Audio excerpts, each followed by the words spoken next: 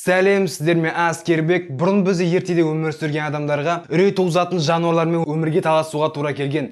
Сондықтан бүгін бізде алғашқы адамдармен замандас болған топ 5 ең қауіпті жануарлар. 5-ші орында кабан мен шошқаның арғы атасы энтелодон.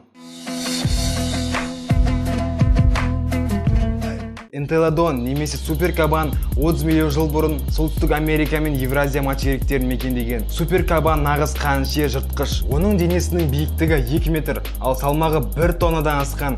Жағының күші қолтырауынан да күшті болған. Ол миллиондаған жыл бойы жер шарындағы ең қауіпті жыртқыш болған. Бірақ эволюцияның арқасында жаңа жыртқыштар пайда болып, энтелодонның күн көрісі қиындап жойылып кеткен. Бір қызығы, энтелодонның суреті бейнеленген қазақстандық пошта маркасы бар. 4-ші орында ең қауіпті әрі қанішер құс Фараракс. Фараракс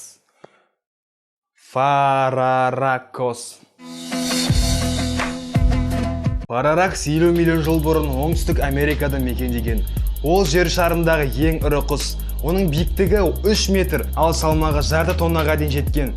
Фараракс ұзын әрі жылдам аяқтарының арқасында кез келген жануарға жетіп алып, мықты өткір тұмсығымен өлтіретін болған. Екі Американың қосылу салдарынан оңтүстік Америкадан смелодон жолбарыстар келіп, Фараракс құсын жойып жіберген.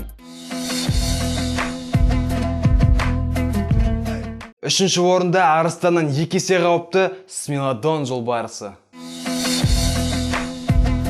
Смелодон жолбарысы шамамен 10 мың жыл бұрын Евразия мен Америка материгін мекендеген. Оның бойы 1,5 метр, ал салмағы 400 килограммға дейін жеткен. Денесінің алдыңғы жағы жақсы дамыған. Смелодон 30 сантиметрлік өткір тісімен топтасып жұмыс істеуінің арқасында ең қауіпті жыртқыш болған. Оның аузы 20 градусқа дейін ашылған, бірақ ежелгі адам сияқты өте ақылды аңшылардың кесірінен жойылып кеткен. 2-ші орында ең үлкен кесіртке мегалания.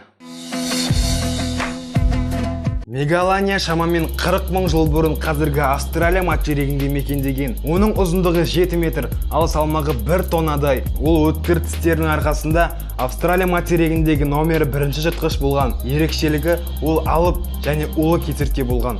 Сондықтан таңдаған құрбаны одан қашып құтылам десе де, оны уынан тірі қалмайды. Сол үшін мегаланиядан ешкім аман қалмаған. 1-ші орында аюлардың атасы қысқа тұмсықты аю. Бұл аю 12 мың жыл бұрын Солтүстік Америка материгін мекендеген.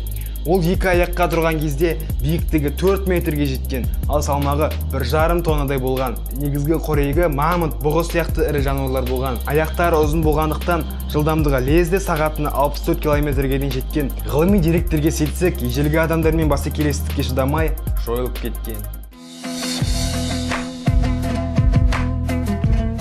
Сіздермен болған мен Аскербек. Мегалания сияқты жануардың жойылып кеткеніне қуансаң, барынша көп лайк жинап каналға тіркелеміз. Келесі видеоның тақырыбын комментарийға жазамыз. Сау болыңыздар.